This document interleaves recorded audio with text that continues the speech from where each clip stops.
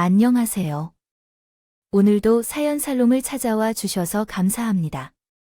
저는 경기도에 사는 50대 초반 여성입니다. 이제는 자식들도 다 대학에 입학시키고 인생에서 오랜만에 제 자신을 위한 시간을 보내고 있는 시기가 온 것 같아요. 10대에서 20대 때는 자신의 인생을 위해, 30대부터 40대 후반까지는 이룬 가정을 위해 참 많은 희생과 노력을 해왔던 것 같습니다. 솔직히 30대와 40대 때는 정말 돌이켜보면 기억이 좀 희미해서 좀 정신없이 시간이 흘러갔던 것 같아요. 매일 하루하루 깨어있는 도전 과제들을 발등에 불 떨어진 사람처럼 해내왔습니다. 보면 시간이 훌쩍 지나갔다고 해야 할까요? 물론 그 시간들 중에도 제 남편과 제 아이들과 행복하게 보냈던 시간들도 분명히 존재했지만 그래도 꽤 오랜만에 돌아온 저만을 위한 시간들이 정말 눈물겹게 소중하고 반갑기는 하네요. 몇십 년 동안 누군가를 돌봐주는 것이 제 몸에 배어있다 보니 요새는 이렇게 아무것도 안 해도 되나 싶을 정도로 적응이 안 될 정도예요. 그런 와중에도 저를 가만히 두지 않는 유일한 한 가지가 있었는데요. 바로 시어머니였어요. 이 사연을 보고 계신 분들 중 시댁에 한 번이라도 안 가보신 분들은 아마 없으시겠지만 만약 있으시다면 결혼을 정말 잘하신 거니 축하의 말씀을 드리고 싶어요. 제 시댁에 대해 말씀드리자면 남편은 어릴 때 부모님의 이혼으로 홀어머니 밑에서 자라왔습니다. 어머님은 젊은 시절에 부잣집 막내로 불리며 유년 시절에 사고를 치고 혼전 임신하여 남편을 낳았다고 합니다. 그 결과 남편은 다른 이들보다 나이가 어리게 결혼 생활을 시작했는데 아버님과 깊은 관계가 형성되기 전에 이혼했다고 합니다. 경제적인 여유가 있는 어머님의 쪽에서 양육권을 갖게 되면서 남편은 어머니에게서 자랐습니다.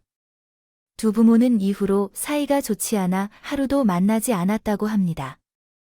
어머님의 외모가 낯선 모습이었어요. 남편 또한 아버지의 얼굴은 푸시도 기억이 나지 않는다고 말했거든요. 어쨌든 그 이후로 어머님 집안에서는 어머님을 어떻게든 받아들이려고 했지만 그 시대 풍조는 아이를 둔 유부녀를 받아들이기에 많은 편견이 있었을 때니 잘 될 리가 없었겠죠. 게다가 어머님은 젊었을 때 더 엄한 성격이었다고 해요. 그러므로 어머님을 꾸짖어 보려 했던 한 남자에게도 비박함을 받았다고 들었어요. 이러한 어려움을 극복하여 남편을 키울 수 있던 것은 어머님의 노고 덕분이었는데 결국 남편은 어머님을 진심으로 아끼고 있었어요. 서로 혈연 말곤 없는 상황에서도 서로를 아끼게 된 것이었죠. 양쪽 부모님이 다 계시고 동생도 있는 저에겐 그게 어떤 감정인지 상상도 잘 가지 않으니까요. 아무튼 남편이 그런 사연을 갖고 있는 탓에 저도 처음에는 시어머니께 참 잘해드리려고 노력을 많이 했어요. 남편의 유일한 가족이라고 생각하면 코끝이 괜히 찡해지기도 하고 그 편견이 심했던 어릴 적 시어머니께서 혼자서 그 세상의 모진 시선들을 다 견뎌내며 제 남편을 키워냈던 같은 여자로서의 동질감과 연민이 솟아났기 때문이었죠. 어머님을 처음 만났을 때 생각보다 소녀 같으셔서 깜짝 놀랐어요. 저희 남편을 일찍 낳으셔서 그런지는 모르겠지만 제 부모님 또래보다는 한참 어려웠어요. 보이고 체구도 외손하고 차림새도 또래 중장년층 분들보다 훨씬 트렌디하셨거든요. 아우, 참 말썽해 보이네. 우리 아들이 아비 없이 혼자 자라서 그런지 외로움이 참 많아. 내가 곁에서 좋은 반려자가 되어 주었으면 좋겠구나. 어머님 걱정 마세요. 선호 씨나 저나 서로에게 좋은 사람이 되려 노력하고 있어요. 처음 시댁이 홀어머니 한 분뿐이라는 걸 알게 되었을 땐 참 걱정이 많았어요. 주위에서도 기겁을 했죠. 뭐라고, 시댁 중에 최악이 홀어머니던데 괜찮겠어. 그냥 시어머니들 자기 아들 장가만 보냈다면 자식 뺏기는 줄 알고 눈에 불을 켜고 시집살이 시키는데 호로 아이면 더하지 완전 자기 보물 뺏긴 굴. 텐데 나중에 너희 집에 얹어 지내시려나 하는 거야? 아니야. 만나 했을 때 그런 분은 아니실 것 같긴 했는데 역시 모르는 거겠지. 당연하지. 처음부터 속내를 드러내는 사람이 어디 있는가? 보통 시댁에 가게 되면 돌변하더라. 조심해. 너도 호로마이만큼 제 아들을 애틋하게 여기는 족속이 또 없다. 그래. 어느 정도는 마음의 준비를 해야겠다. 시어머니가 홀어머니는 점이 내신 마음에 걸리긴 했지만 실제로 만나서 배웠을 때 어머님께서 딱히 며느리라고 눈치 주거나 하던 것은커녕 정말 집에 온 손님 대하듯 해주셨기 때문에 큰 걱정은 없었던 것 같아요.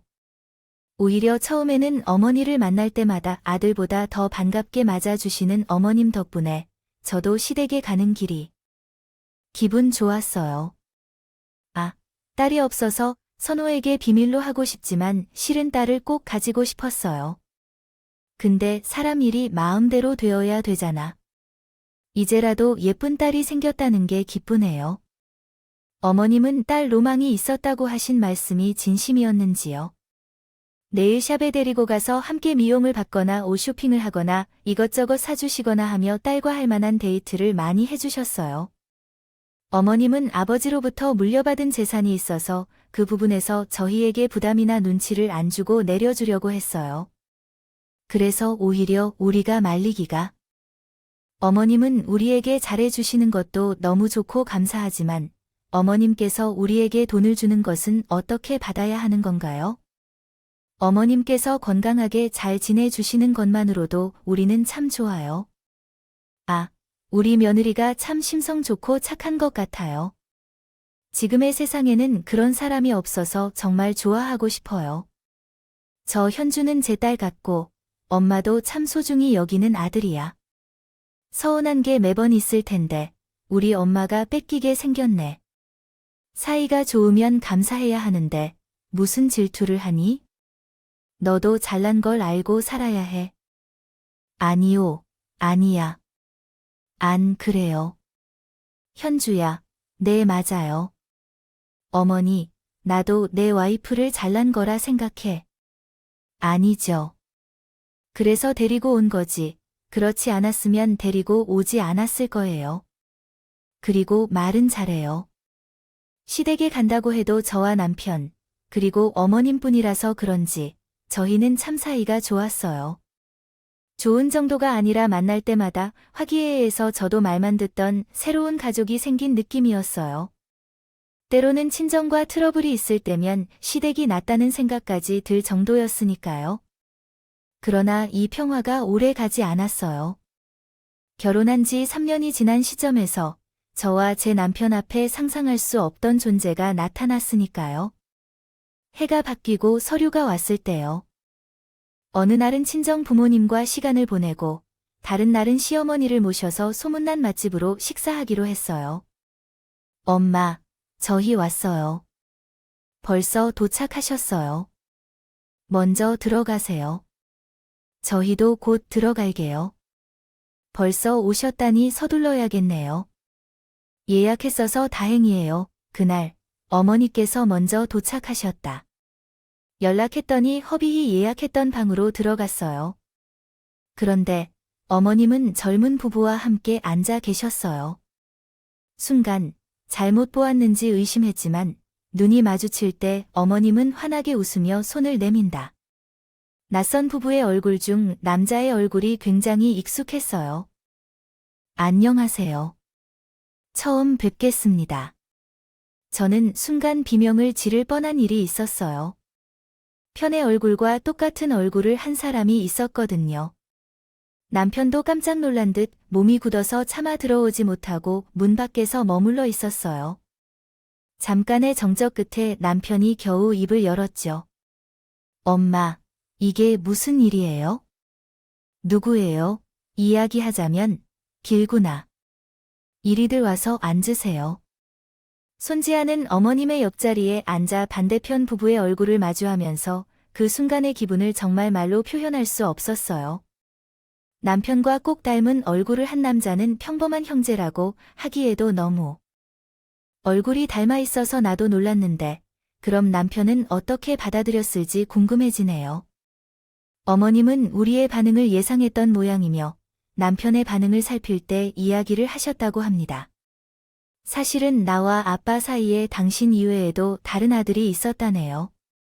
여기 앉아 계신 분들은 쌍둥이 형정원 부부이며 쌍둥이 형인 나에겐 또 다른 형제가 있었습니다. 엄마는 아빠와 헤어진 지 꽤 오래되었고 헤어질 때 크게 싸워서 다시 만나지 않을 거라 생각했었습니다. 그래서 나는 형에 대한 이야기를 전혀 하지 않았어요. 그런데 정우가 나를 찾아왔다. 그때 말을 해야 했는데 혹시 그가 불편해할까 봐 이야기하지 못했어요. 솔직히 좀 당황스럽네요. 갑자기 쌍둥이 형이라니. 미리 언급이라도 해주지 그러셨어요? 형도 제 존재는 모르고 있었나요? 나는 알고 있었어. 선호야 항상 아빠한테 전해들었거든. 나한테 쌍둥이 동생이 있다고. 너야 엄마 밑에서 커서 어땠을지 모르겠지만 난 남들 다 있는 엄마를 못 보러 가게 하는 아빠가 좀 원망스러웠어요. 뒤늦게라도 너랑 엄마를 찾아온 거야? 쌍둥이라 해서 닮았을 건 알고 있었지만 정말 나랑 닮았구나 신기하네. 처음에는 경계심을 숨기지 않던 남편도 식사하며 이런저런 이야기를 나누다 보니 금방 제 핏줄에게 이유 모를 애틋함을 느끼는 것이었어. 같았어요. 피우지 못하는 게 정말 이런 건지 떨어져 살았는데도 남편과 아주버님은 닮은 점이 참 많더라고요. 곤란할 때 고개를 기울이면서 눈을 굴리는 습관이나 밥을 먹을 때 숟가락을 밥그릇 위에 톡톡 치는 버릇까지 TV 다큐에서 보던 떨어져 살던 쌍둥이들의 닮은 습관을 눈앞에서 직접 보니 정말 신기하더라고요. 아주버님이 남편의 존재를 알고 있었다지만 남편이나 저는 아주버님의 존재가 있는지도 감히 상상조차 못해 본 터라 이런저런 질문을 하다 보니 못 보고 살았던 세월에 비해 할 말이 정말 많더라고요. 그렇게 나름대로 저희의 첫 만남은 나쁘지 않게 흘러갔어요. 아주버님과 남편은 직업 마저도 비슷하더라고요. 제 남편은 건설 회사를 다니고 있고 아버님도 제 남편의 라이벌 회사에 다니고 있었어요. 세부적으로 하는 일은 다르긴 하지만 그 많고 많은 직업들 중에 하필 둘 다 건설 회사에 다니고 있다는 점도 신기하더군요. 게다가 형님은 대한민국 사람이라면 누구나 한 번쯤 이름을 들어봤을 대형 로펌의 변호사이며 잘 나가는 아내를 만나 인생이 폈다면 주부님께서는 한참 동안 아내를 자랑을 하셨죠. 아, 나는 자랑할 만한 직업이 아니라서 민망하네요. 미안해요. 보아요. 그런 농담하지 마세요. 나도 회사 가면 와이프가 공무원이라고 얼마나 자랑을 많이 하는데 당신 앞에서 티를 내지 않아서. 그렇지 그러세요. 공무원이라면 안정적이고 퇴직 후에도 걱정 없고 얼마나 좋겠어요. 이렇게 다들 먹고 사는 걱정 없이 잘 살고 있어서 참 좋네요. 혹시 누군가 한 사람 버리면 해결할 수 없는 상황이라면 곤란하겠죠. 남편도 남편이었지만 어머님은 특히 가해자가 새로워 보이셨어요. 그래도 연락을 끊고 살았던 전 남편에게 보낸 아들이었으나 만나기 전까지 계셨어요. 이렇게 다 같이 둘러앉아 식사를 하고 있다는 게 안 믿기지 않으세요? 어머님은 즐겁게 이야기를 나누시다가 가끔 두 아들을 번갈아가며 보면서 눈을 깜빡이고 계셨어요. 저도 그 모습을 지켜보니 괜히 가슴이 뭉클해졌어요. 그런데 형님, 아버지는 어떻게 지내고 있으신가요? 제게는 한 번도 뵌 경험이 없어서 뭐를 하는 분인지 어디에 사시는지 전혀 몰라요. 하필이면 아버지는 3달 전쯤 건강이 위독해져서 세상을 떠나셨어요. 그래서 제가 어머니를 찾아뵙고 싶어서 소식이라도 전하려고 하던 참이에요. 엄청 오랜 시간이 걸릴 줄 알았는데 생각보다 얼마 안 걸려서 실망스러웠어요.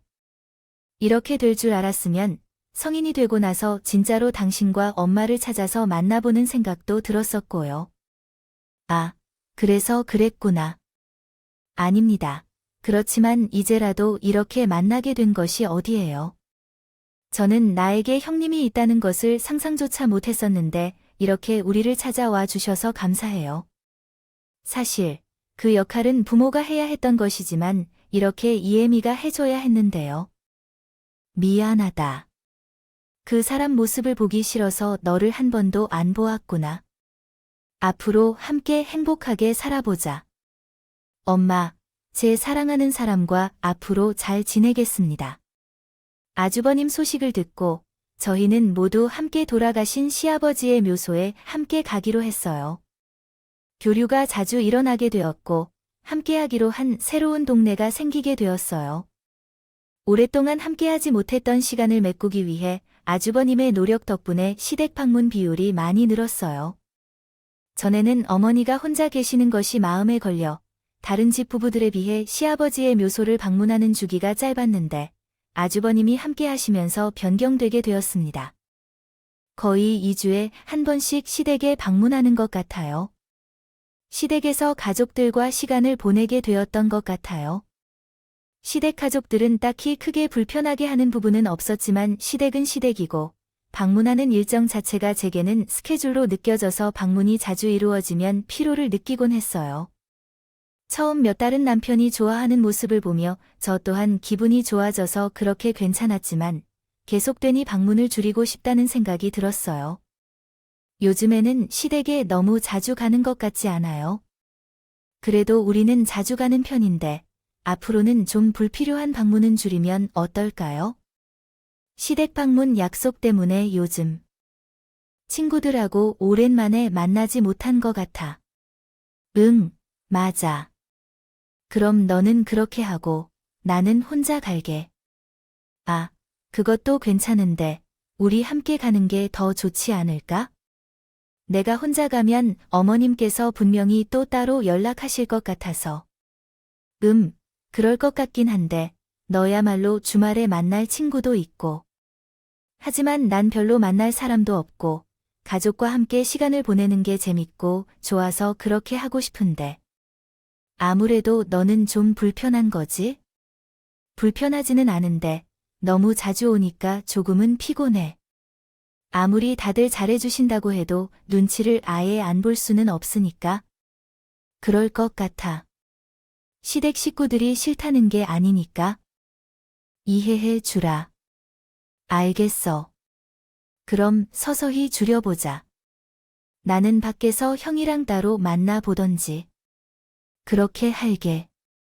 이해해줘서 고마워요. 남편에게 조금 미안하긴 했지만 이대로 계속 아주버님네와 어머님과 자주 보는 게 루틴이 되었다가는 평생 이렇게 살아야 할 것 같아 미리 싹을 자르는 게 낫다는 생각이 들었어요. 다행히 남편도 제 입장을 잘 이해해 줘서 아무런 싸움 없이 평화롭게 이야기가 잘 끝났죠. 하지만 그나마 함께 방문을 줄이면 연락이 따로 오지 않을 거라고 생각했던 건 제 착각이었던 모양이었어요. 저희가 안 간 지 딱 한 달 되던 날 엄열님께서 전화가 오셨어요. 좋은 일이네요. 지내, 어머님. 제가 먼저 연락드렸어야 하는데 어머님도 잘 계시죠? 그래. 그런데 요새 너희 방문이 왜 이리 뜸하니? 네. 일이 조금 바빠서요. 주말에는 추가로 엄마하고 하루는 피곤해 쉬고 있어서 시간이 그만큼 안 나네요. 시간적으로 여유가 조금 생기면 찾아뵐게요. 어머님, 아니, 무슨 여유가 있을 때와 원래 바빠도 시간을 쪼개고 만나는 게 가족인데, 정원의 부부는 아직도 2주에 한 번씩 꼭 들르는데. 너도 알겠지만 내 동생이 변호사자니 뭐, 너도 나름대로 일이 바빠니 그런 거겠지만, 바빠도 그에 비해 더 바빠지지 않을까? 공무원인 내가 더 바쁘겠어. 자꾸 이러면 나도 사람인지라 좀. 서운한 만큼 정원에 나타나기 전에는 우리 사이가 참 좋았는데 비밀을 숨기려 해도 할 수밖에 없잖아. 그 말을 듣자마자 순간 말이 멎어버렸어. 그 순간 깨달았어요. 제가 형님과 아주버님을 처음 만났을 때 분명히 즐거운 시간을 보내고 있었는데 왜 내 안에 억눌린 가슴 같은 느낌이었을까? 가족이라고 하면 나와 남편, 시어머니뿐이었던 세상에 새로운 자식이 끼어들면서 극단적으로 말하자면 새로운 경쟁의 시작과도 같았는데 그 벽을 넘은 후에야 최근에 어머님이 나를 대하는 태도가 미묘하게 변했다는 약간의 불안한 사실까지 느꼈어요. 다가오더라고요. 어머님은 여전히 저를 따뜻하게 대해 주시긴 했지만 설명하기 힘든 묘한 분위기로 형님을 더 켜세워주고 마음에 들어한다는 한 낌을 주시곤 했어요. 당사자가 아니면 느끼지 못할 정도로 은근한 부분이어서 저 스스로도 헷갈려서 남편에게 말을 꺼내지 못했지만 그런 사소한 부분들이 저를 필요하게 만들었던 거예요. 어머님 물론 변호사인 형님도 바쁘시겠지만 제 입장에서는 저도 일이 바쁜 것이 맞고요. 시간을 쪼개서 찾아뵙기 체력이 요새 좀 안 좋아졌어요. 이런 컨디션으로 어머님을 뵈러 간다고 해도 어머님을 즐겁게 해드릴 수 있을지 자신이 없어요. 좋은 컨디션 때 만나는 것이 서로에게 좋을 것 같아 말씀드린 거예요. 알겠어. 나도 조금 피곤하다. 무료로 보러 오라는 말은 아니었다. 그냥 내가 조금 서운해서 알아달라는 말이었지. 정원의 부부라고 내가 나한테 좀 소홀해진 것 같아서 너도 알잖니. 내가 너를 딸처럼 예뻐해줬다는 거, 아무리 정원 애가 나한테 애틋한 자식들이라 해도 그동안 우리가 싸운 정이 있으니까. 효도라는 게 자식들이 많다고 밤마다 부담하고 그런 것이 아니라 각자 할 수 있는 만큼 최선을 다해 주어야 진정한 효도인 거야. 효도할 자식이 하나 더 생겼다고 부모 돌보는 것을 그렇게 확 줄이는 게.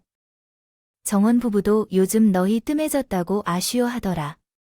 조만간 시간 내어 올 수 있으면 정원이랑 시간을 맞춰서 오라고 해. 맛있는 요리 해주겠으니. 예전에는 제 앞에서 효도의 효자도 꺼내기 조심스러워 하시던 분이 갑자기 당당하게 효도를 운운하니 좀 어이가 없더라고 한다.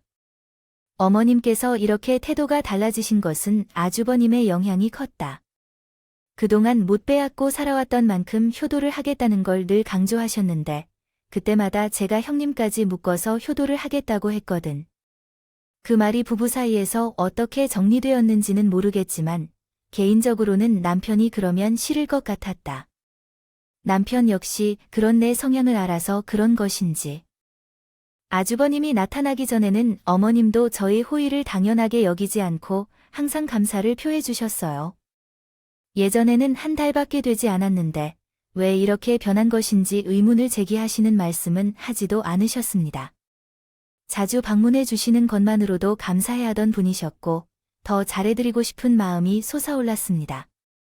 아주버님이 무슨 효도를 얼마나 잘하고 계신지는 모르지만 다른 일반적인 시부모님들과 다를 바 없이 변해가고 계신 것 같아 마음이 불편했어요.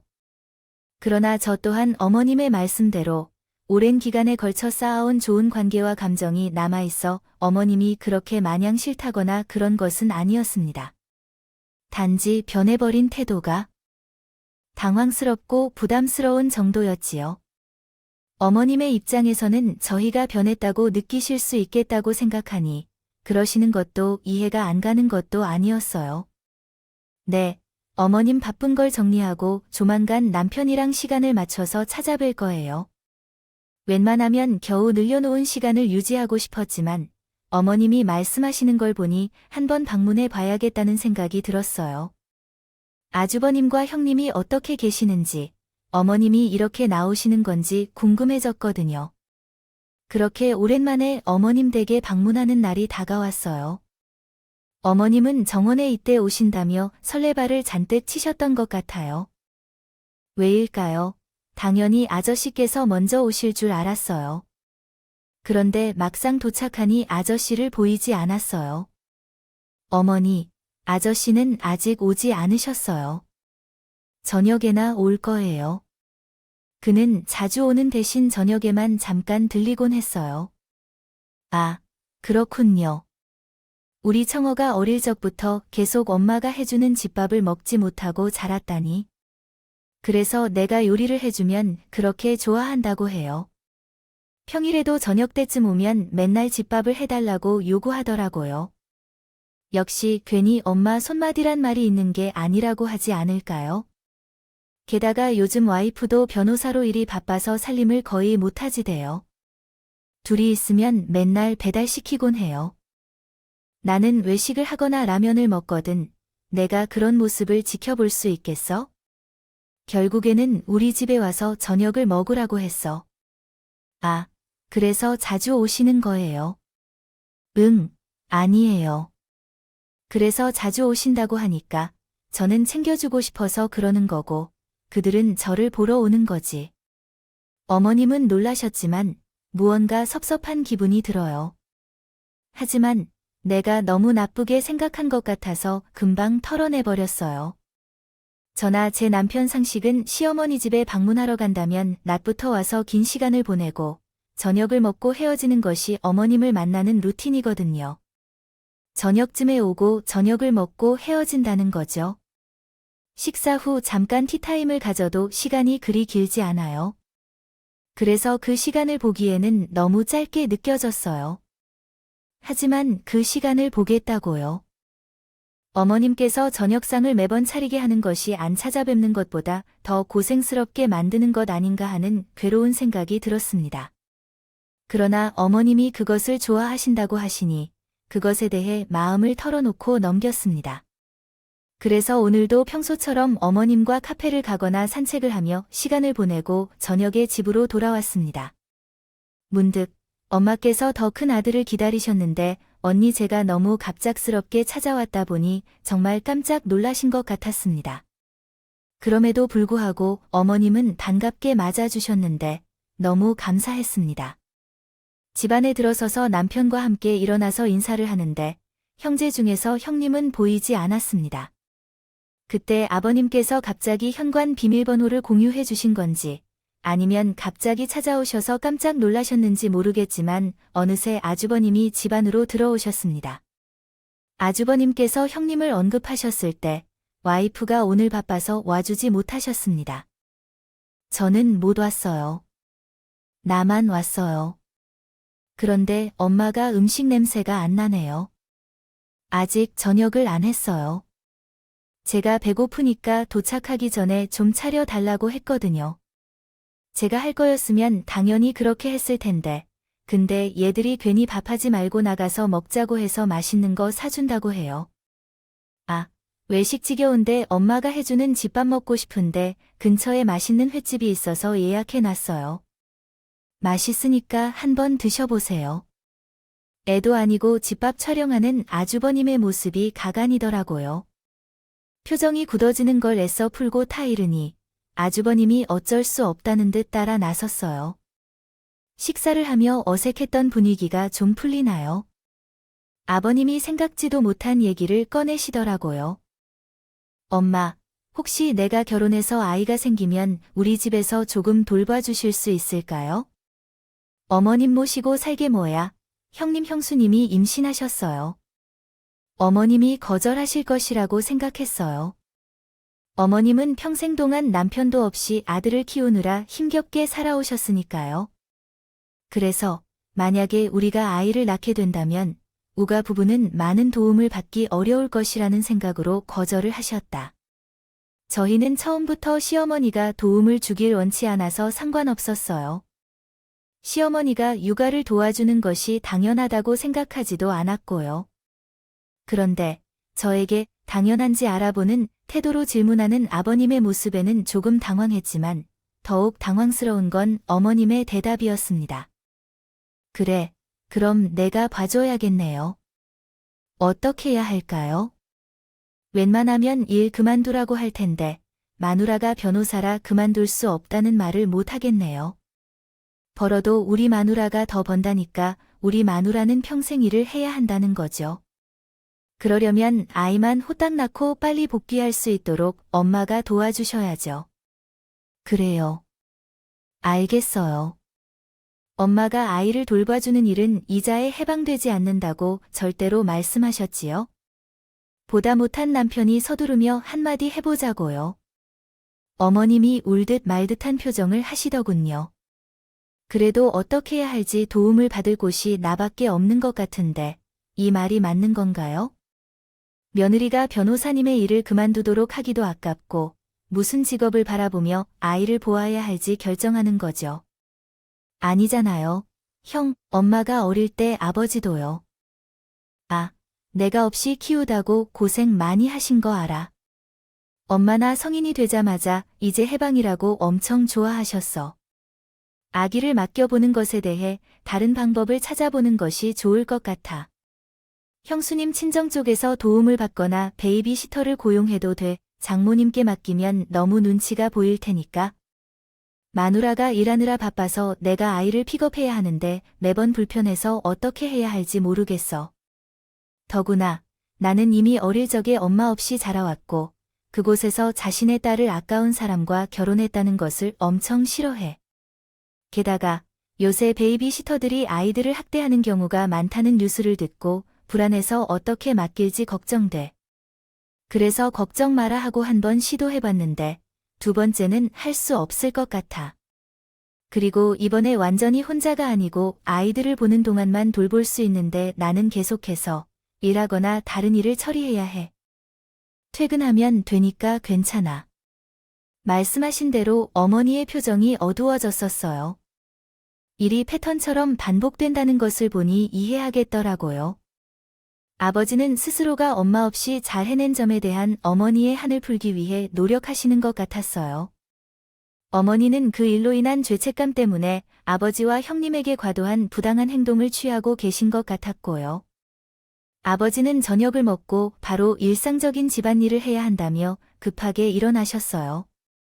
주방으로 향했지만 나름대로 밥만 먹고 급히 떠나는 것이 그 평소와 다르게 느끼기도 했어요.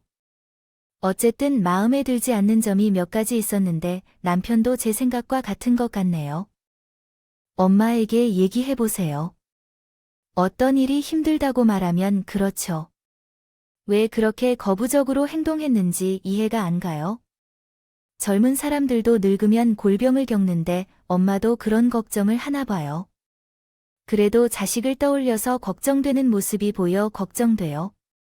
하지만 아이가 어른이 되면 제가 헤아림 없이 어머니의 가족을 이어가야 할 것 같아요. 아이가 결혼할 때 저를 반대했다던데 이제 내가 어머니의 역할을 해야죠. 어머니의 마음을 이해하지만 최대한 말려봐도 어머니는 우리 말을 듣지 않으셨어요. 그리고 시간은 흘렀는데 형님이 아이를 낳고 어머니는 정말로 우리 형님네 집에 가서 아이를 돌봐주기 시작했어요. 그렇게 보조 육아를 시작하신 지 2년 정도 됐어요. 지났을까요? 아니나 다를까? 어머님은 저희 부부에게 하소연을 시작하셨어요. 아, 내가 이 나이에 애를 보려니 정말 만만치가 않구나. 손목이 저릿저릿하니 애를 주지 않을 수도 없고. 그러니까 엄마는 무리하지 말라니까 지금이라도 시터를 구하라고 제가 대신 말해 드릴게요. 아우, 그러지 마라. 괜히 그랬다가 싸움 나니까. 아니, 엄마, 아빠 이혼해서 엄마 없이 자란 게 엄마만의 잘못이에요. 아빠도 잘못 있는데 왜 형은 엄마한테만 이래요? 내 형이 그러는 게 아니라 내가 미안해서 그러는 거예요. 너희는 그냥 내 하소연이나 들어주세요. 그래도 내가 키운 자식이고 내 딸처럼 여기는 며느리는 너희밖에 없어요. 내가 왜 괜히 그렇게 힘들게 봐주고 밤에 하루도 안 자고 얻어야 하는지요? 꼬박꼬박 집에 들어오는 줄 알았는데 아무 기회. 남의 집이라 생각하니 불편해서 잘 못할 수 있겠다. 너희 집이라면 모르겠지만 어차피 내가 진짜 자식으로 생각하는 건 니네들 뿐이야. 슬픈 표정으로 이야기하시는 어머니를 보니 참 안쓰럽기는 하더라고요. 그래서 그 후로는 좀 예전 같은 마음가짐을 되찾으려고 노력을 많이 했어요. 형님과 아주버님이 어머님을 어떻게 대하는지는 신경 쓰지 않고 오로지 우리 부부가 어머님께 잘해드리는 데만 집중하기로 했어요. 예전처럼 자주 찾아뵙고 최대한 어머님 컨디션에 맞춰서 노력하자. 형님과 아주버님이 나타나기 전과 완전히 같을 필요는 없지만 부부로서 최선을 다할게요. 않더라도 저희 셋마을 화기하게 지낼 수 있었어요. 가끔 어머님의 하소연을 듣기 싫을 때도 많았지만 그건 어쩔 수 없었죠. 저희 부부가 아무리 아주버님 내에 하고 있는 희생을 멈추시라고 말씀드려도 어머님은 젊은 시절의 죄책감에 사로잡혀 도무지 빠져나오지 못했으니까요. 여보, 근데 나 가끔 화가 나. 왜냐면 솔직히 막말로 엄마한테 진짜로 잘해드리는 건 나랑 당신이잖아. 근데 엄마는 우리가 최고라고 하면서 생각해보면 우리한테는 완전히 받기만 하시면서 형네 부부한테 희생만 하잖아. 우리가 아기 나오면 엄마가 봐주시겠어요? 우리가 먼저 부탁하지도 않을 거긴. 하지만 형제와의 비교를 원하지 않아도 엄마가 그렇게 만든다는 것 같아요. 나도 아빠 없이 자란 것은 마찬가지인데 그 시절을 다시 되돌리는 일은 아빠가 보상해 주는 것도 아니잖아요. 근데 왜 이렇게 형에게는 못해주는 걸 따지고 보면 내가 더 불쌍한 건 아니라고요. 형은 이제는 엄마가 생겼지만 난 아니니까 그래도 어쩔 수 없어요. 우리가 나서서 아버님께 잘해주길 바라지 말라고 할 수도 없고 늦게라도 부모 역할을 하시는 것에만 만족하고 계시는 분들도 있지 않을까요? 너무 서운하게 생각하지 말자고요.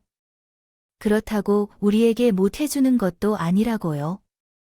말이라도 고맙고 미안한 거 아시니까 어머님도 고생만 하시는데 마냥 좋아서 그러시는 건 아니실 거예요. 알겠어요. 이해해 볼게요. 여러분 정말 고맙습니다. 속이 깊다고 생각됩니다. 제 속이 좁은 건가요? 아니죠. 제가 당신의 입장이라면 당신처럼 생각할 거예요. 어머님 역시 어머님의 상황이 있으니까 이해해 주어야 한다는 거죠.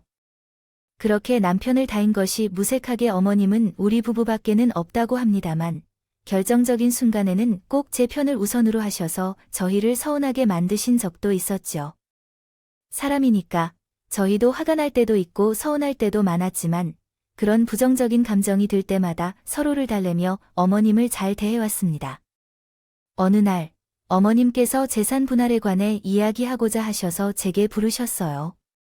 어머님께서는 아버지로부터 물려받은 부분을 받고 싶다고 말씀하셨어요. 재산이 꽤 있는 것으로 알고 있어서 남편은 내심 기대를 했다. 아무래도 우리 부부가 어머님에게 잘해드렸으면 더 잘해드렸고 비교적 어머님을 고생시키는 일이 없었던 데다 동생이 있으니 그래도 우리에게 더 많은 재산을 주시지 않겠냐는 것이었어요. 하지만 어머님의 입에서 나온 말은 충격적이었어요. 아무래도 형이 우리 집안의 장남이니까 재산을 좀 더 많이 물려주려고 한다고 하더라고요. 뭐라고요, 엄마? 그게 말이 되는 소리예요. 아빠 재산은 형이 다 받았는데 엄마의 재산도 형한테 간다고요? 전부는 아니고 그래도 우리 집안 장남인데 너보다 적게 줄 수는 없잖니요. 아니, 장남은 무슨 장남이요? 그래봐도 몇 초 차이로 태어난 쌍둥이인데요. 형님이지만 제가 끼어들 자리는 아니라고 생각하지만요. 어머님 그건 정말 이유가 있는 것 같아요. 하지만 납득이 안 되는 것 같아요. 혹시 다른 이유가 있으시다면 충분히 설명을 해주시면 좋을 것 같아요. 남편의 감정이 격앙한 것 같아 한마디 거들었는데 어머님께서는 더 기가 막힌 말씀을 하셨어요. 너희가 납득을 못하겠다니 솔직하게 이야기해 많아야 하는 재산 다 쓰면 이제 빈털털이라는 것은 없을 것 같아서 내린 결정이야. 우리 나이에 사람 만나면 자식 자랑, 며느리 자랑 말곤 할 게 없는데 저보다 더한 자랑이 없다고요. 물론 내가 둘째 며느리 너도 많이 예뻐하지만 실질적으로 재산을 맡긴다면 이제는 빈털털이 되지 않을까 싶어서요. 잘 관리를 해줄 사람은 첫째인 것 같아서 어머님, 그게 무슨 말도 안 되는 말씀이세요? 변호사면 다 돈 관리를 잘하나요? 저도 공무원이에요. 어머님이 어떤 이상한 소리를 해도 받아들일 마음의 준비가 되어 있다고 생각했는데 아니었나 봐요. 아들과 크게 차이가 나지 않는 며느리에게까지 운운하며 능력 차이가 있다는 식으로 말씀하시는 어머님의 태도에 머리끝까지 화가 나더라고요. 아무리 그래도 공무원이 변호사랑 같니? 공시도 붙기 어렵다지만 사법고시는 더 해야 하지 않겠어요? 또 내 꿈이 변호사이자 검사, 법을 정리하는 자식을 갖는 거였는데 첫째 며느리가 그 꿈을 잃어버렸잖아. 그러니까 밀어주는 게 맞지, 원래. 집안에 잘난 놈이 하나 있으면 그 놈한테 다 투자하는 게 맞는 거야? 엄마, 도대체 그게 무슨 말씀이세요? 엄마, 그런 사람이었어요. 그동안에 그 사람이 잘해드린 건 생각도 안 나세요? 어떻게 다른 사람도 아니고 우리한테 이러세요? 이러려고 우리한테는 절대 안 해줄 거예요. 한 손주 육아도 해주신 거예요. 너희한테 미안하게 해서도 할지 몰라. 이게 집안을 위한 길이야. 나도 이제 늙었고 남편도 없는데 나 하나 돌봐줄 사람은 필요하지 않겠니? 어머님, 형님의 집은 불편해서 하루도 못 자고 오겠다고 하셨으면서 같이 사시게요. 그거야 참지 생각하면 첫째 내 사는 게 낫지 않니? 너희 돈에가 들어가면 집이. 조금 더 쉽게 이해하기 쉽도록 문장을 재구성해 보겠습니다. 좋게 느껴지지 않을 거라고요. 그런데 조조속죄하는 척으로 자기 생각이 옳다고 얘기하시는 게 매우 이상해서 말이 아예 나오질 않더라고요. 제가 다른 얘기로 노는 신랑을 데리고 자리를 피했어요. 그 이후로 신랑은 완전히 어머니에게 실망한 것 같아서 발걸음을 끊어버렸어요. 저도 제 일을 걸고 어머니에게 상처받은 감정을 달래주려고 했지만 신랑 마음을 풀어주고 중재할 여유가 없었어요. 그렇게 있으면서 얼마 지나지 않아 어머니가 아파트 한 채를 과거 형님의 이름으로 해주셨다는 소식을 듣게 되었어요. 저희는 완전히 혼란스러운 기분이었어요. 재산을 받으려고 잘 부탁했던 게 실망스러웠습니다. 아니지만 여전히 이렇게 해드리는 것은 다른 그쪽 며느리의 직업이 변호사라는 이유 때문에 거기 저 집에 잘 보이려고 소녀를 대접하고 재산까지 빌어주는 재미코를 전혀 이해할 수가 없었어요. 서운해져서 마음이 멀어져 어머니에게 방문하는 빈도도 자연스럽게 줄어들었어요. 어머니도 우리의 반응을 충분히 예상한 것 같더라고. 전처럼 왜 오지 않는 거냐고 촉구하지 않으셨어요. 그렇게 점차적으로 멀어지나 싶었는데 2년 뒤쯤 어머님께서 갑자기 우리 집에 찾아오셨어요. 어머님 연락도 없이 어쩌시는 거죠? 어머님 손에는 큰 캐리어와 짐가방이 들려 있었어요.